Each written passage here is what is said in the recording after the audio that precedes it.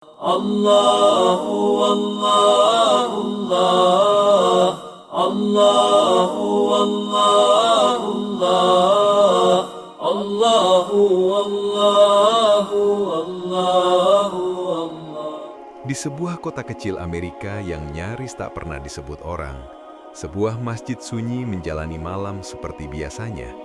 Hingga suatu malam, lantunan hadroh yang lembut pada peringatan Isra Mi'raj menembus dingin udara dan dinding prasangka, membuat warga yang tak pernah berniat datang justru berhenti, berkumpul, dan perlahan melangkah masuk tanpa tahu alasan pastinya. Tidak ada ceramah, tidak ada ajakan, hanya suara yang menyentuh hati, pintu yang terbuka, dan perubahan diam-diam yang membuat kota itu tak pernah lagi sama seperti sebelumnya. Sebelum melanjutkan cerita, jangan lupa untuk subscribe, like, komen, dan share video ini ya. Dukungan kalian sangat berarti supaya channel ini bisa terus berkembang dan menghadirkan cerita-cerita inspiratif lainnya, agar semakin banyak yang merasakan kuasa dan kebesaran Allah. Kota itu tidak pernah benar-benar punya alasan untuk diingat. Ia tidak muncul di peta wisata, tidak disebut dalam laporan ekonomi, dan hampir tak pernah disinggung di berita nasional. Bahkan warga negara bagian tempatnya berada pun sering lupa namanya. Kota itu hidup di antara dua kota besar, cukup dekat untuk menjadi jalur lintasan, namun terlalu jauh untuk menjadi tujuan. Jalan utamanya hanya satu, memanjang lurus dari utara ke selatan, diapit toko-toko tua yang catnya mulai mengelupas oleh musim dan waktu. Di sudut jalan utama itu, berdiri sebuah toko roti kecil dengan jendela besar yang selalu berembun saat pagi. Setiap hari, aroma roti panggang menyebar perlahan, bercampur dengan udara dingin musim gugur. Tidak jauh dari sana, sebuah pom bensin tua berdiri setia. Lampu neonnya sering berkedip di malam hari seolah enggan benar-benar padam. Trotoar dipenuhi dedaunan kering yang jatuh dari pepohonan mapel, tersapu angin, lalu menumpuk kembali, seakan tak pernah benar-benar pergi. Warga kota menjalani hidup dengan ritme yang hampir selalu sama. Pagi hari diisi dengan langkah cepat menuju tempat kerja, siang berlalu tanpa banyak percakapan, sore membawa pulang kelelahan, dan malam menghadirkan keheningan yang panjang. Mereka saling menyapa di jalan, mengangguk sopan, tersenyum singkat, namun jarang benar-benar mengenal satu sama lain.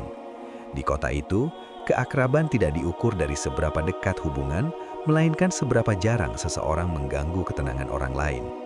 Di sisi timur kota, sedikit menjauh dari jalan utama, berdirilah sebuah bangunan yang kerap luput dari perhatian. Masjid kecil itu bernama Al-Hikmah. Tidak ada yang istimewa dari tampilannya jika dilihat sepintas. Bangunannya berbentuk sederhana, berdinding bata dengan warna coklat pucat yang mulai memudar. Tidak ada kubah besar yang menjulang, tidak pula menara tinggi yang menandai keberadaannya dari kejauhan. Dari luar, ia lebih menyerupai pusat komunitas atau gedung pertemuan ketimbang rumah ibadah. Papan nama masjid itu sederhana, huruf-hurufnya dicat manual, sedikit miring karena usia. Pintu kayunya selalu tertutup rapi di luar waktu sholat, bukan karena ingin menghalangi siapapun, tetapi karena begitulah kebiasaan yang mereka pelajari sejak lama, menjaga, merawat, dan tidak menarik perhatian. Masjid itu tidak pernah berisik, bahkan suara azan pun hanya terdengar lembut, cukup untuk memanggil yang menunggu, tanpa niat menguasai ruang. Jamaah Masjid Al-Hikmah adalah para imigran generasi pertama dan kedua.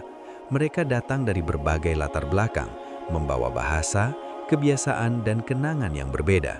Ada yang bekerja sebagai sopir taksi, ada yang membuka toko kelontong kecil di pinggir kota, ada pula yang menjadi perawat di rumah sakit, teknisi di bengkel, atau pekerja gudang yang jarang terlihat di siang hari.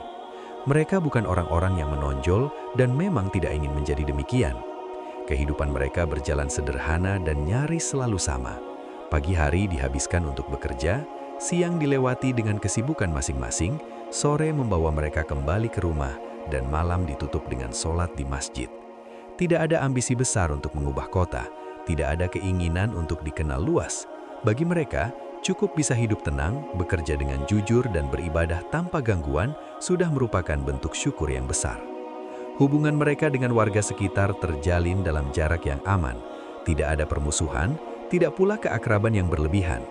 Mereka saling menghormati, saling mengangguk ketika berpapasan, saling memberi jalan di persimpangan. Namun jarang ada percakapan panjang, jarang pula ada kunjungan ke rumah masing-masing. Semua berjalan dalam batas-batas yang disepakati tanpa pernah diucapkan. Setiap akhir pekan, halaman kecil di depan masjid berubah menjadi tempat bermain anak-anak. Mereka berlari ke sana kemari, tertawa dalam bahasa yang bercampur antara bahasa rumah dan bahasa sekolah. Sepatu-sepatu kecil tergeletak di tangga masjid, berserakan tanpa aturan, menjadi satu-satunya tanda kehidupan yang mencolok di bangunan itu. Dari kejauhan, suara tawa mereka terdengar ringan, seolah dunia tidak menyimpan beban apapun. Para orang tua duduk di bangku panjang di sisi halaman, berbincang pelan sambil mengawasi anak-anak mereka. Percakapan mereka seringkali melayang jauh ke tempat-tempat yang tidak pernah terlihat oleh kota itu. Kampung halaman yang jaraknya ribuan kilometer, jalan kecil yang pernah mereka lalui di masa muda, rumah-rumah lama yang kini hanya tinggal dalam ingatan. Mereka berbicara tentang masa lalu bukan karena ingin kembali, tetapi karena di sanalah sebagian diri mereka masih tertinggal. Masjid Al-Hikmah menjadi tempat pulang bagi banyak hal yang tidak bisa mereka temukan di luar. Di sanalah mereka merasa tidak perlu menjelaskan siapa diri mereka, tidak perlu membuktikan apapun, tidak perlu berpura-pura menjadi orang lain. Masjid itu bukan hanya tempat ibadah, melainkan ruang kecil tempat mereka merajut kembali identitas yang seringkali terpecah di luar sana. Hari-hari berlalu tanpa peristiwa besar, tidak ada kejadian yang mengusik ketenangan kota. Tidak ada perubahan mencolok yang membuat orang berhenti dan memperhatikan. Segalanya berjalan seperti biasa, seperti telah direncanakan oleh kebiasaan yang mapan. Kota itu tetap tenang, masjid itu tetap sunyi, dan semua orang, baik yang tinggal di dalam masjid maupun di sekitarnya, merasa bahwa hidup akan terus berjalan dengan cara yang sama. Tidak ada yang menyangka bahwa ketenangan itu suatu hari akan diuji. Tidak ada yang menduga bahwa dari kesunyian itulah sebuah perubahan besar justru akan bermula. Tidak ada yang menegu bahwa dari kesunyian itulah sebuah perubahan besar justru akan bermula. Dan perubahan itu dimulai secara perlahan, hampir tidak terasa. Pada awal bulan ketiga pengurus Masjid Al-Hikmah kembali duduk bersama setelah sholat maghrib untuk membicarakan satu hal yang sudah menjadi kebiasaan tahunan, peringatan Isra Mi'raj. Pertemuan itu berlangsung sederhana, seperti pertemuan-pertemuan sebelumnya. Tidak ada agenda besar, tidak ada target ambisius. Mereka duduk melingkar di ruang kecil di belakang masjid, di atas karpet yang mulai menipis di beberapa bagian. Secangkir teh hangat berpindah tangan, uapnya naik perlahan, menyatu dengan udara dingin yang masuk dari celah jendela. Percakapan mereka pelan, penuh pertimbangan, dan syarat kehati-hatian. Peringatan Isra Mi'raj itu, sebagaimana tahun-tahun sebelumnya, tidak direncanakan sebagai acara besar. Tidak ada niat untuk mengundang masyarakat luas, apalagi membuat pengumuman terbuka. Acara itu hanya ditujukan untuk jamaah sendiri, untuk anak-anak yang tumbuh besar jauh dari tanah leluhur mereka, agar mengenal sejarah Nabi bukan hanya dari buku, tetapi dari suasana dan kebersamaan. Bagi para orang tua, momen itu adalah cara sederhana menjaga akar agar tidak sepenuhnya tercerabut oleh jarak dan waktu. Mereka sepakat bahwa kesederhanaan adalah kunci. Tidak perlu panggung, tidak perlu dekorasi berlebihan. Ruang sholat yang biasa mereka gunakan sudah cukup. Yang penting adalah niat dan kehadiran. Dalam kesunyian masjid yang sehari-hari, peringatan itu akan menjadi pengingat kecil tentang perjalanan besar yang pernah terjadi ribuan tahun lalu. Hadroh kembali dipilih sebagai pengiring, bukan karena ingin mempertontonkan sesuatu, melainkan karena iramanya telah lama menjadi bagian dari ingatan kolektif mereka. Bagi sebagian jamaah, suara rebana adalah suara masa kecil, suara perayaan di kampung halaman, suara yang menenangkan dan menguatkan. Hadroh bukan sekadar musik, ia adalah doa yang dipukul dengan tangan, solawat yang bergetar melalui kulit dan kayu. Rebana-rebana lama dikeluarkan dari gudang masjid yang jarang dibuka. Debu tipis menempel di permukaannya, seolah menyimpan cerita dari tahun-tahun sebelumnya. Kulitnya tampak kusam, tidak lagi putih bersih, dan kayunya penuh goresan kecil akibat usia dan penggunaan. Namun ketika satu di antaranya dipukul perlahan, suaranya tetap hidup, dalam dan hangat. Ada sesuatu yang tidak pernah hilang dari alat-alat itu, seolah waktu hanya mengikis tampilan luar, bukan ruhnya. Latihan hadroh dilakukan pada malam hari setelah sholat Isya. Para jamaah berkumpul kembali, sebagian masih mengenakan pakaian kerja, sebagian sudah berganti dengan pakaian rumah. Mereka duduk melingkar, memegang rebana dengan sikap hati-hati, seolah memegang sesuatu yang berharga. Pukulan pertama selalu dilakukan pelan, nyaris ragu, untuk menyesuaikan irama dan perasaan. Tidak ada teriakan, tidak ada suara keras yang dipaksakan. Mereka sengaja menjaga volume agar tidak mengganggu lingkungan sekitar. Setiap pukulan diatur, setiap lantunan sholawat dinyanyikan dengan nada yang lembut. Bagi mereka, keindahan bukan terletak pada kerasnya suara, melainkan pada ketulusan niat. Malam-malam latihan itu menjadi momen tenang di mana waktu terasa melambat dan dunia luar seakan menjauh. Di luar masjid, perubahan kecil mulai terjadi, meski belum disadari sepenuhnya.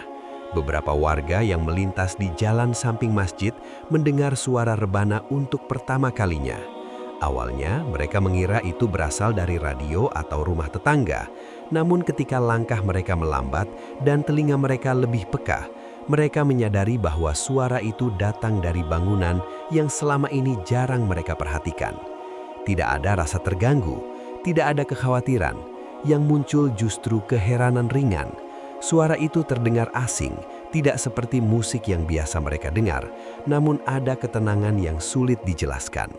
Beberapa orang berhenti sejenak di trotoar, membiarkan suara itu menyapu pikiran mereka, sebelum akhirnya melanjutkan langkah tanpa berkata apa-apa. Seorang pria yang biasa berjalan pulang dari halte bus setiap malam, memperlambat langkahnya selama beberapa hari berturut-turut. Ia tidak tahu kenapa, namun suara itu membuat pikirannya terasa lebih lapang.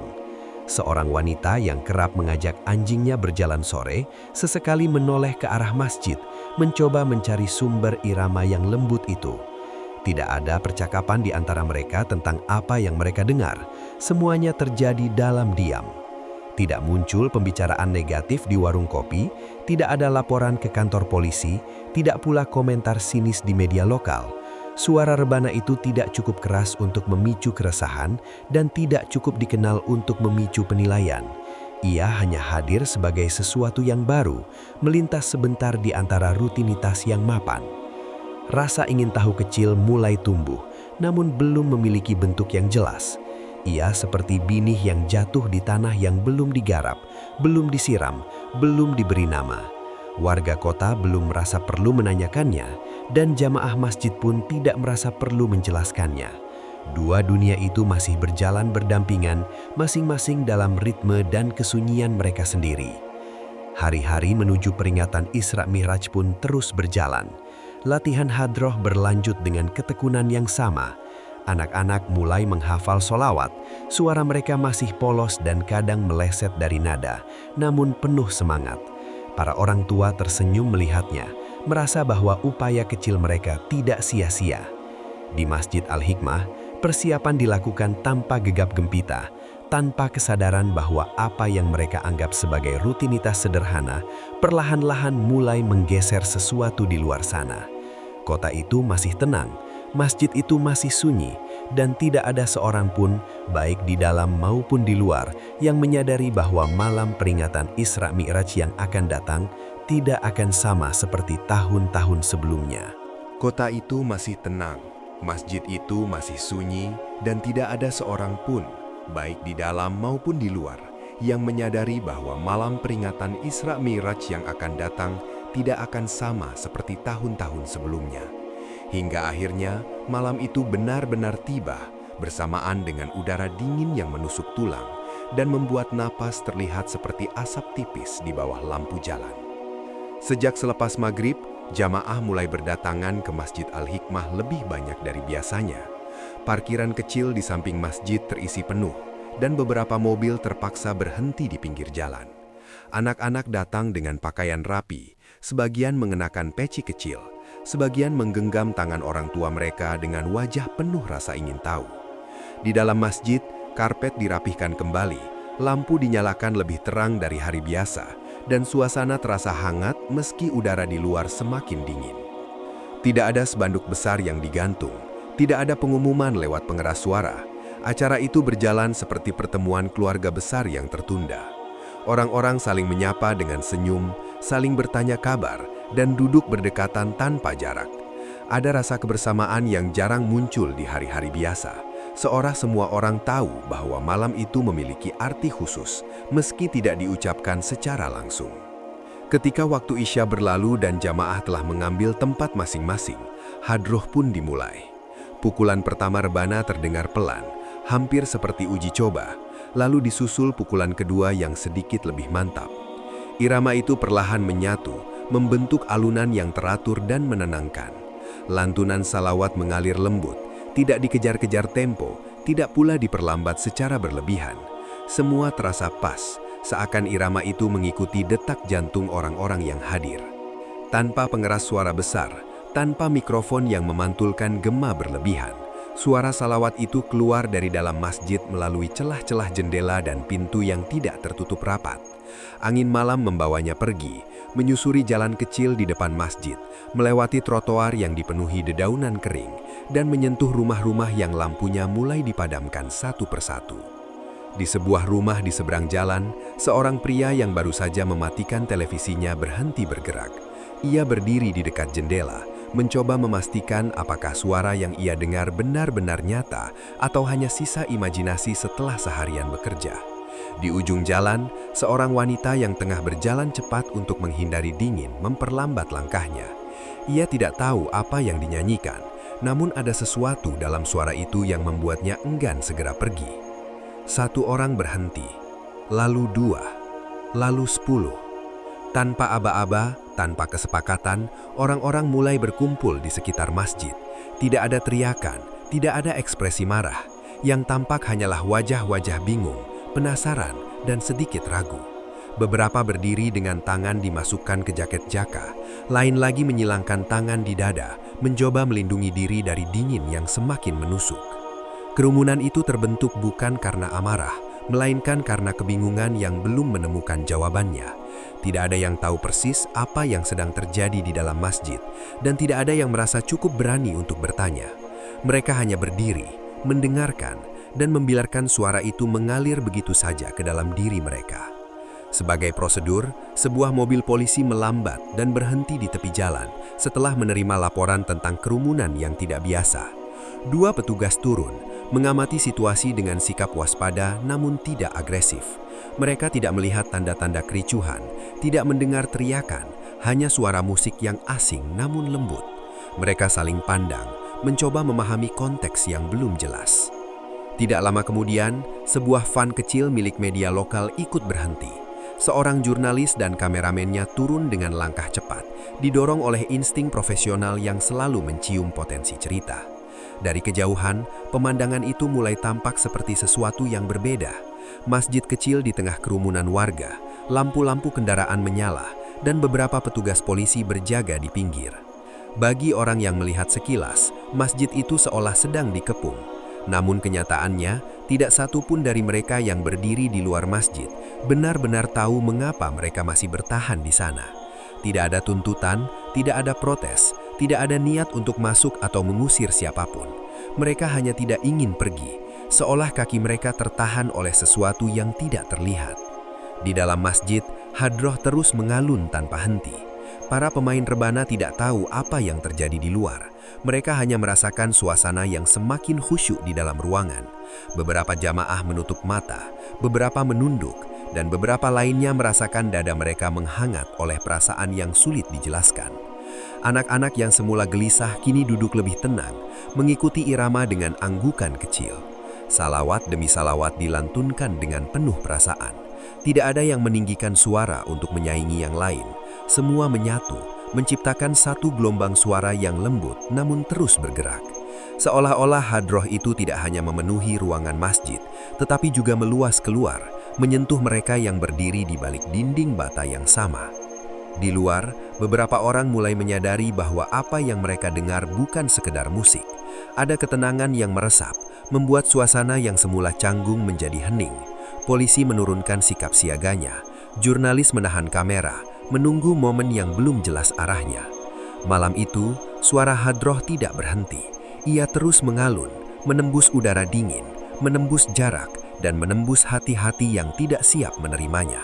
Dan tanpa disadari oleh siapapun, malam yang semula biasa itu perlahan berubah menjadi malam yang akan diingat, bukan karena keributan yang terjadi, tetapi karena keheningan yang mendalam dan gema lembut yang menetap di dalam diri mereka yang mendengarnya. Dan tanpa disadari oleh siapapun, malam yang semula biasa itu perlahan berubah menjadi malam yang akan diingat, bukan karena keributan yang terjadi, tetapi karena keheningan yang mendalam dan gema lembut yang menetap di dalam diri mereka yang mendengarnya. Hingga pada satu titik di dalam masjid, imam menyadari bahwa sesuatu yang tidak biasa sedang terjadi di luar dinding-dinding yang selama ini melindungi mereka. Ia tidak menerima laporan. Tidak ada jamaah yang berlari menghampirinya dengan wajah panik. Tidak terdengar teriakan atau suara gaduh yang memaksa perhatian. Namun nalurinya sebagai pemimpin jamaah menangkap getaran halus di udara. Hadroh yang terus mengalun malam itu terasa berbeda, lebih dalam, lebih sunyi meski dimainkan oleh banyak tangan dan suara. Seolah-olah lantunan sholawat itu tidak lagi berputar di dalam ruangan, tetapi bergerak menuju arah yang tidak terlihat. Imam itu memilih diam. Ia tidak memberi isyarat untuk menghentikan Hadroh, tidak pula meminta seseorang memeriksa keadaan di luar. Tidak ada upaya menjelaskan apapun melalui pengeras suara, tidak ada kalimat pembuka, tidak ada pengantar. Dalam diamnya, ia berdiri perlahan dan melangkah menuju pintu utama masjid. Langkahnya tenang, tidak tergesa, seolah ia sudah tahu apa yang akan ia lakukan, bahkan sebelum pikirannya menyusul. Tangannya menyentuh gabang pintu kayu yang terasa dingin. Selama bertahun-tahun, pintu itu selalu menjadi batas antara dalam dan luar, antara mereka yang merasa memiliki dan mereka yang merasa asing. Malam itu, tanpa pidato, tanpa pengumuman, pintu itu dibuka perlahan. Cahaya hangat dari dalam masjid mengalir keluar, menyapu anak tangga, trotoar, dan wajah-wajah yang berdiri di luar.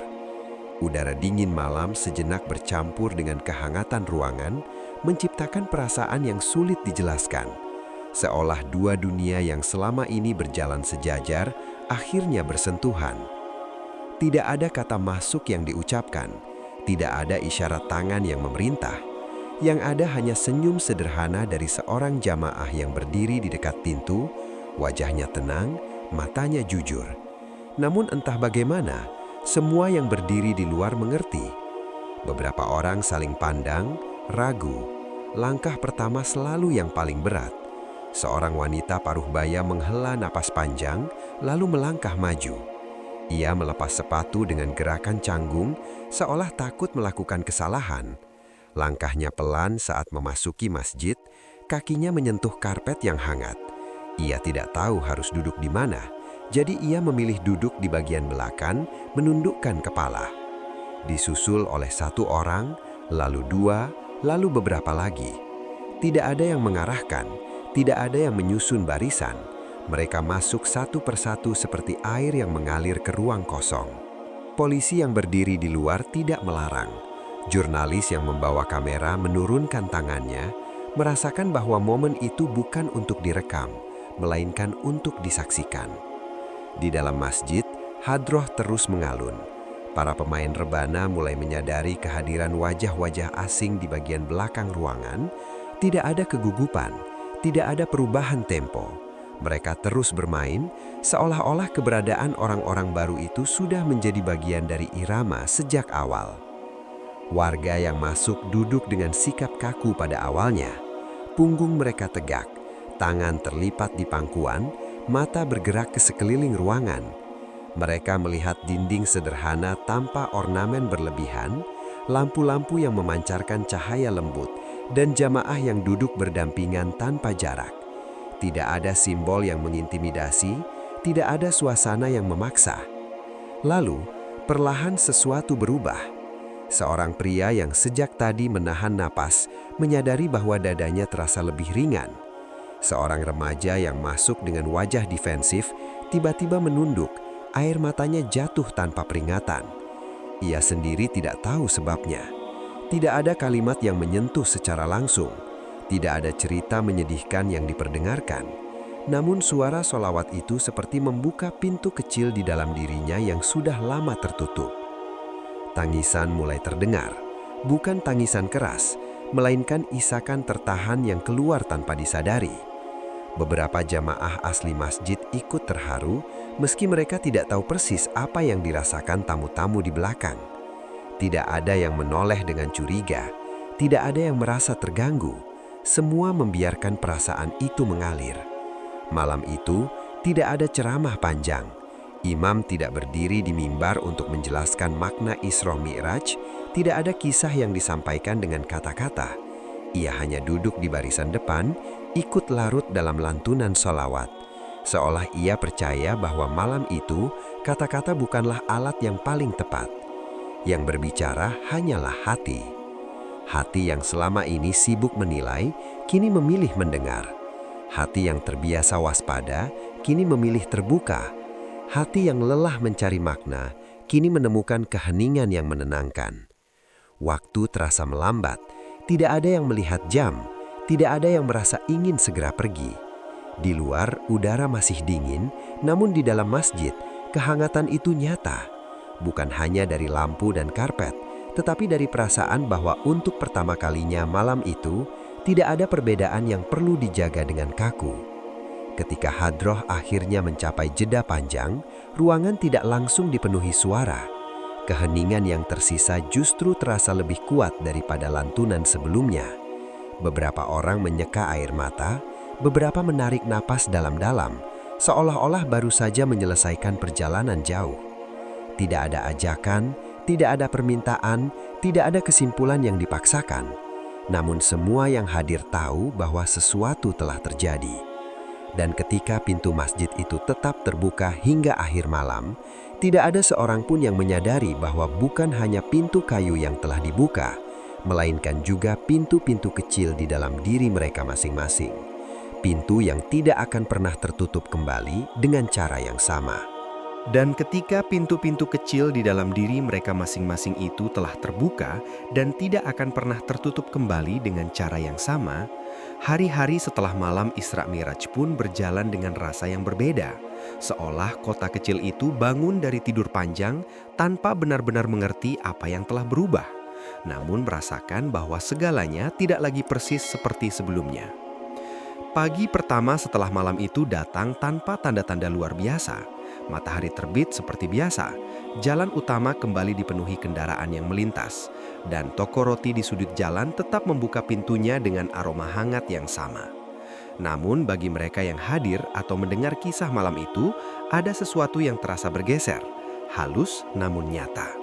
Masjid Al-Hikmah yang selama ini hanya dilewati tanpa benar-benar diperhatikan, kini mulai menjadi tujuan pandang. Hari itu beberapa warga datang ke masjid bukan untuk beribadah, melainkan untuk bertanya. Mereka datang dengan sikap canggung, berdiri sebentar di depan pintu, lalu masuk dengan langkah ragu. Tidak ada teriakan, tidak ada kecurigaan. Pertanyaan mereka sederhana, kadang bahkan terdengar polos, tentang arti salawat yang mereka dengar, tentang rebana yang dimainkan, tentang alasan mengapa suasana malam itu terasa begitu menenangkan. Para jamaah menyambut mereka dengan cara yang sama seperti malam itu, tenang, terbuka, tanpa merasa perlu membela diri. Percakapan terjadi di ruang serbaguna, di teras masjid, bahkan di halaman kecil tempat anak-anak biasa bermain. Tidak ada debat, tidak ada usaha meyakinkan secara paksa. Yang ada hanyalah cerita-cerita kecil, pengalaman pribadi, dan kesediaan untuk mendengar. Masjid yang sebelumnya sunyi di luar waktu sholat kini lebih sering terdengar suara. Bukan suara keras, bukan pula keramaian yang berlebihan, melainkan percakapan ringan, tawa anak-anak, dan langkah-langkah orang yang datang dan pergi. Anak-anak dari lingkungan sekitar mulai bermain bersama di halaman masjid, berlarian tanpa memikirkan perbedaan latar belakang. Bahasa yang mereka gunakan bercampur, namun tawa mereka sama. Para orang tua memperhatikan dari kejauhan dengan perasaan yang sulit dijelaskan. Tidak ada rasa khawatir seperti sebelumnya, tidak pula rasa waspada yang berlebihan. Mereka mulai menyapa satu sama lain dengan lebih dari sekedar anggukan singkat. Percakapan yang dulu terasa canggung kini mengalir lebih panjang, membahas hal-hal sederhana tentang cuaca, pekerjaan, dan anak-anak mereka. Beberapa orang yang hadir pada malam Isra Miraj itu kembali dengan wajah yang lebih tenang. Ada yang duduk lama di dalam masjid, hanya untuk merasakan suasana yang sama. Ada yang meminta buku, ada pula yang sekedar ingin mendengarkan hadroh lagi. Tidak semua datang dengan tujuan yang sama, namun hampir semua pulang dengan perasaan yang berbeda dari saat mereka datang. Sebagian dari mereka menemukan iman. Prosesnya tidak selalu cepat, tidak pula dramatis. Ada yang datang berkali-kali, bertanya, mendengar, dan merenung dalam diam. Ada yang akhirnya mengucapkan syahadat dalam suasana sederhana, tanpa sorotan kamera, tanpa kerumunan. Perubahan itu terjadi pelan, seiring waktu, dan dihormati sebagai perjalanan pribadi. Sebagian yang lain tidak mengubah keyakinannya, namun menemukan sesuatu yang tidak kalah berharga, kedamaian. Mereka menemukan bahwa apa yang selama ini mereka anggap asing ternyata tidak sekeras bayangan mereka. Mereka menemukan bahwa di balik perbedaan simbol dan ritual ada nilai-nilai yang terasa dekat, ketulusan, kebersamaan, dan pencarian makna hidup. Tidak semua orang berubah keyakinan, tetapi hampir semua berubah cara memandang. Pandangan yang semula dibentuk oleh jarak dan asumsi kini digantikan oleh pengalaman langsung. Masjid tidak lagi dilihat sebagai bangunan tertutup yang asing, melainkan sebagai bagian dari lingkungan yang hidup. Jamaah tidak lagi dipandang sebagai kelompok yang terpisah, melainkan sebagai tetangga yang memiliki cerita dan harapan yang sama. Media lokal yang semula datang karena insting berita, akhirnya menulis kisah dengan nada yang berbeda, bukan tentang konflik, bukan tentang ketegangan, melainkan tentang sebuah malam yang menyatukan orang-orang tanpa direncanakan. Polisi yang pernah berjaga malam itu kembali ke masjid, bukan sebagai petugas, tetapi sebagai tamu yang disambut hangat. Hari-hari terus berjalan dan perubahan itu tidak pernah diumumkan secara resmi. Tidak ada perayaan besar untuk menandainya. Ia hidup dalam kebiasaan baru yang terbentuk pelan, dalam senyum yang lebih lama, dalam sapaan yang lebih tulus, dalam langkah kaki yang tidak lagi terburu-buru ketika melewati Masjid Al-Hikmah. Masjid itu tidak lagi sunyi, ia menjadi tempat yang bernafas bersama kota, menyerap cerita, dan memantulkan kembali kehangatan yang dulu hanya dimiliki oleh jamaahnya sendiri. Pintu kayu yang pernah dibuka malam itu kini lebih sering terbuka, bukan karena kewajiban, melainkan karena kepercayaan yang tumbuh. Dan kota kecil itu, yang sebelumnya merasa tidak punya alasan untuk diingat, belajar satu hal penting tanpa harus menuliskannya di papan pengumuman atau mengajarkannya di sekolah-sekolah. Bahwa terkadang perubahan terbesar tidak datang dari suara yang keras atau tuntutan yang lantang, melainkan dari suara yang paling lembut, suara yang datang dengan ketulusan, menyentuh hati, dan perlahan mengubah dunia tanpa pernah memaksanya.